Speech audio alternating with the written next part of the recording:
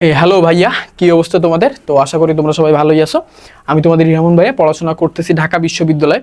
তো তোমরা যারা ঢাকা বিশ্ববিদ্যালয়ের পরে রাজশাহী বিশ্ববিদ্যালয়ের এ ইউনিটের জন্য প্রস্তুতি গ্রহণ করতেছো, অর্থাৎ তোমরা যারা মানবিকের শিক্ষার্থী আছো, তোমরা কিন্তু জানো যে রাজশাহী বিশ্ববিদ্যালয়ের যে আমাদের মানবিক বিভাগের সব থেকে ভালো সাবজেক্ট অর্থাৎ আইন, এটা কিন্তু এ ইউনিটে আছে। তো তোমাদের যাদের টার্গেট রাজশাহী বিশ্ববিদ্যালয়ের এ ইউনিট, তোমাদের জন্য কিন্তু আমরা আজকে রাজশাহী বিশ্ববিদ্যালয়ের এ ইউনিটের সাধারণ জ্ঞান অংশের একটা চূড়ান্ত সাজেশন কিন্তু প্রোভাইড করব, যেখান থেকে তোমরা শতভাগ কমন পাবো। শতভাগ মানে শতভাগ। তুমি যদি আমাদের এই সাজেশনটা ফলো করতে পারো, আর সাজেশনে আমরা যে টপিকগুলোর কথা বলবো, এই টপিকগুলো যদি তুমি ভালো করে পড়তে পারো, ভাইয়া আমি তোমাকে বলতেছি তুমি শতভাগ কমন পাবে। শতভাগ মানে শতভাগ। তোমার 24টা এমসিকিউ থাকে, 24টা এমসিকিউতে 30 মার্কস থাকে। তুমি এই 24টা এমসিকিউর ভিতরে তুমি 24টা এমসিকিউ কমন পাবে। এখন ব্যাপার হচ্ছে, তোমাকে আমি যে টপিকগুলো বলবো এই সবগুলো টপিক পড়া লাগে। আমি খুব অল্প কয়েকটা টপিক দিব। তো এখানে দেখো, আমি আগে তোমার পুরা সাধারণ জ্ঞান অংশটাকে 4টা সেগমেন্টে ভাগ করছি। তো আমাদের প্রথম অংশ আছে বাংলাদেশ অংশ, এরপরে দেখো আন্তর্জাতিক, সাম্প্রতিক অংশ, আর আইকিউ অ্যান্ড ম্যাথ। তো এখানে দেখো বাংলাদেশ অংশের ভিতরে প্রাচীন বাংলার ইতিহাস, ঠিক আছে? প্রাচীন বাংলার ইতিহাস একটু মার্ক করবা, তোমরা যে বইগুলো পড়ো সেই বইগুলাই মার্ক করে পড়বা। তো প্রাচীন বাংলার ইতিহাসের ভিতরে তোমার জনপদটা সব থেকে বেশি গুরুত্বপূর্ণ। এরপরে দেখো যে তোমার মুসলিম সাম্রাজ্য, মুঘল শাসন আমল, ঠিক আছে? মুসলিম সাম্রাজ্য, মুঘল শাসন আমল, এটা তো প্রায় ইকুয়ালি, বুঝছো? তো ওই পিরিয়ডটা একটু ভালো করে পড়বা। এরপরে তোমরা ব্রিটিশ শাসন আমল পড়বা, যে কোন লর্ডের অবদান কি ছিল। তারপর ওই সময় যে বিদ্রোহগুলো হয়েছিল, সেই বিদ্রোহগুলো কিন্তু অবশ্যই ভালো করে পড়া লাগবে, কারণ বিদ্রোহ থেকে প্রশ্ন আসে। এরপরে তোমার 1952 থেকে, অর্থাৎ 1952 সাল থেকে 1971 1971 পর্যন্ত ইতিহাসটা একটু ভালো করে পড়বা। 1952 অর্থাৎ 1952 সালের ভাষা আন্দোলনটা কিন্তু অত্যন্ত বেশি গুরুত্বপূর্ণ। এরপরে তোমার 1966-এ যে আমাদের যে 6 দফা দাবি পেশ করা, এটা অত্যন্ত বেশি গুরুত্বপূর্ণ। তারপরে তো 1969-এর গণ অভ্যুত্থান, এটা অত্যন্ত বেশি গুরুত্বপূর্ণ। তারপরে মুক্তিযুদ্ধ তো অনেক বেশি গুরুত্বপূর্ণ, তোমরা কিন্তু জানো। এরপরে কি আছে দেখো, এরপরে আছে বাংলাদেশের সংবিধান। বাংলাদেশের সংবিধানটাও পড়বা, বাট তোমার যে একদম ধারাগুলো মুখস্থ করা লাগবে ব্যাপারটা এমন না।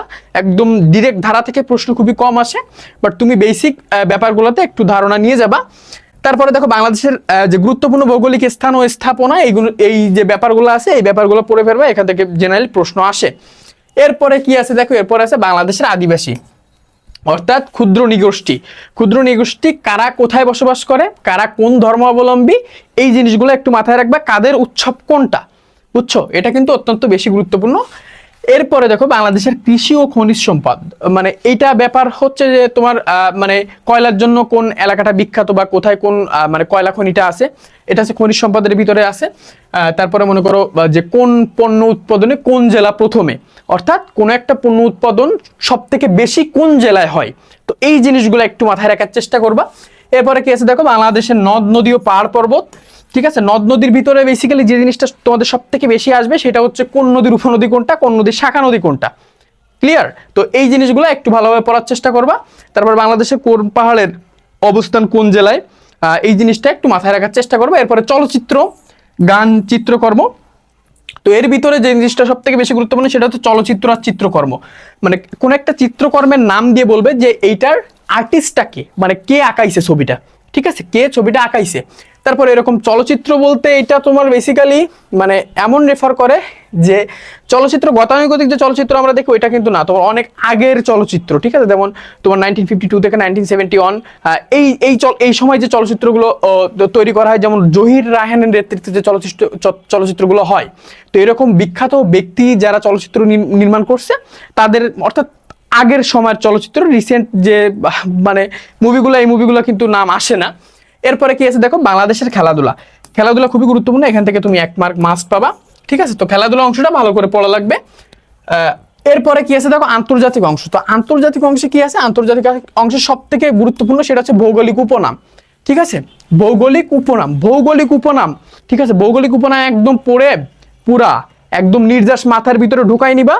যে কোনো জায়গার উপনাম যাতে তুমি পারো, তোমার কোনোভাবে যেন মানে কোথাও না বাদে, ঠিক আছে? তোমার যেন 2বার স্মরণ করা না লাগে। তুমি যদি ভৌগোলিক উপনাম 2বার স্মরণ করো, তোমার দেখবে ভুল হয়ে যাবে। তো ভৌগোলিক উপনাম এমন ভাবে পড়বা গাইজ যাতে 2বার স্মরণ করা না লাগে। ক্লিয়ার? এরপরে বিভিন্ন দেশের সীমানা, ঠিক আছে? কোন দেশের সাথে কোন দেশের সীমানা আছে, এবং ওই যে সীমানার লাইন, ওইটাকে কি বলা হয়, ঠিক আছে? সীমানার লাইনের একটা নাম আছে। তো ওই ব্যাপারগুলো একটু ভালো করে পড়বা। এরপরে দেখো পৃথিবীর গুরুত্বপূর্ণ স্থাপনা, পৃথিবীর গুরুত্বপূর্ণ স্থাপনাগুলো পড়া লাগবে। বিভিন্ন আন্তর্জাতিক সংস্থায়, বিভিন্ন আন্তর্জাতিক সংস্থার ভিতরে সব থেকে বেশি গুরুত্বপূর্ণ হচ্ছে জাতিসংঘ, ঠিক আছে, বাকিগুলো গুরুত্বপূর্ণ না আমি এটা বলতেছি না, জাতিসংঘ সব থেকে বেশি গুরুত্বপূর্ণ, কারণ জাতিসংঘ থেকে সব থেকে বেশি প্রশ্ন আসে, বুঝছো। জাতিসংঘের ভিতরে আবার দেখবা যে নারী উন্নয়ন যে সংস্থাটা আছে, তারপরে তোমরা দেখবা যে শিশুদের জন্য কোনটা কাজ করতেছে, তারপরে দেখবা যে বিভিন্ন ডিজাস্টারে কোন সংস্থাটা কাজ করতেছে, নিপীড়িত মানুষের পাশে যে কারা দাঁড়াইতেছে, তোমার এই সংস্থাগুলো বেশি গুরুত্বপূর্ণ। এরপরে তোমার যে আরো যে সংস্থাগুলো আছে আর্থসামাজিক সবগুলো পড়ে ফেলবা, বুঝছো। এরপরে দেখবা আন্তর্জাতিক খেলাধুলা গুরুত্বপূর্ণ। এরপর আন্তর্জাতিক গণমাধ্যম সংবাদ ও পুরস্কারের ভিতরে নোবেল প্রাইজ দেও একদম অত্যন্ত বেশি গুরুত্বপূর্ণ, কিন্তু জানো তুমি। তারপরে আছে গুরুত্বপূর্ণ ব্যক্তিত্ব, তাদের উক্তি, এটা পড়বা। যুদ্ধ, বিপ্লব এবং গেরিলা সংগঠন, বিভিন্ন দেশে যে রিসেন্ট টাইমে যুদ্ধ হয়েছে বা আগের যে যুদ্ধগুলো, তারপরে বিভিন্ন দেশের গেরিলা সংগঠন কোনটা, এটা একটু মাথায় রাখার চেষ্টা করবা। এরপরে যদি যাই যে সাম্প্রতিক অংশ, তুমি একটা জিনিস মাথায় রাখবা, সাম্প্রতিক অংশ থেকে কমপক্ষে 5টা থেকে 6টা, তার বেশিও আসতে পারে, 8টা 9টাও আসতে পারে, এটা নট শিওর, বাট 5টা থেকে 6টা তো মাস্ট আসবে। 24টার ভিতরে 5টা থেকে 6টা তুমি সাম্প্রতিক অংশ থেকে পাবা।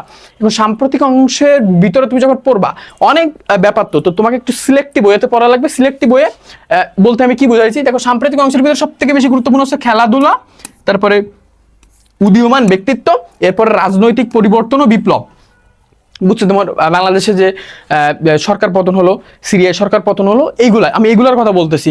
তোমার রিসেন্ট যে বিপ্লবগুলো হয়, এরপরে দেখো নতুন কোনো আবিষ্কার হয়েছে কিনা, রিসেন্ট টাইমে কোনো নতুন আবিষ্কার হয়েছে কিনা, ঠিক আছে, একটু মাথার ভিতরে ঢুকাও, রিসেন্ট টাইমে কোনো নতুন আবিষ্কার হয়েছে কিনা। এই জিনিসগুলো কিন্তু সাম্প্রতিক অংশ থেকে সব থেকে বেশি আসে।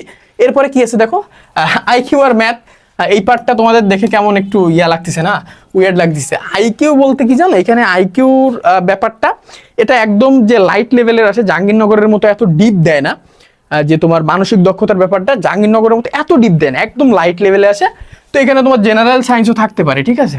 জেনারেল সায়েন্স বলতে তোমার মানে একদম যে সায়েন্সের যে সাধারণ যে ব্যাপারগুলো এটা থাকতে পারে। তারপরে জিওগ্রাফি, যেমন ওই যে তোমার যে বায়ুমণ্ডল বিভিন্ন স্তর টেস্তর এইগুলা তুমি যদি মানে আইকিউ না ধরো, তুমি না ধরে জেনারেল জিকের ভিতরে ঢুকাইতে পারো, নো প্রবলেম।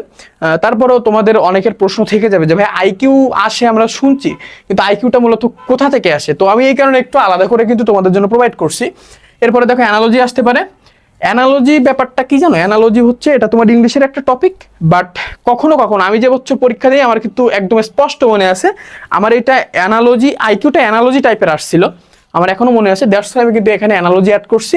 অ্যানালজি জেনারেলি ইংলিশের প্রশ্ন, বাট যদি কখনো একটু ডিফারেন্ট টাইপ বা একটু কঠিন টাইপের প্রশ্ন করতে চায় কোনো টিচার, তখন কিন্তু তোমার এই অ্যানালজিটাকে জিকের ভিতরে ইনক্লুডেড করে, ঠিক আছে। তো এটা একটু মাথায় রাখবা। এরপরে দেখো আর ম্যাথের ভিতরে ম্যাথ আসবে, বুঝছো। ম্যাথ 2টা 3টা আসে, 2টা বা 3টা এরকম পাবা। এর ভিতরে তোমার হয় ম্যাথ যা আসে সবের ভিতরে আছে, হয়তো লগারিদমটা দেখে যাবা, সেট দেখে যাবা, তারপরে শতকরা, লসাগু, গসাগু, এইগুলা, বুঝছো। তো রাজশাহী বিশ্ববিদ্যালয়ে এখন যে সময় আছে তোমরা খুব সহজে চান্স পাইতে পারো, শুধুমাত্র তোমাকে একটু ডেডিকেশনের সাথে পড়াশোনা করা লাগবে। আর আমাদের রাজশাহী বিশ্ববিদ্যালয়ের জন্য ইংলিশ সাজেশন কিন্তু আগে প্রোভাইড করছি, আজকে সাধারণ জ্ঞানের সাজেশন প্রোভাইড করলাম, এরপরে কিন্তু আমরা বাংলা সাজেশনটা প্রোভাইড করব।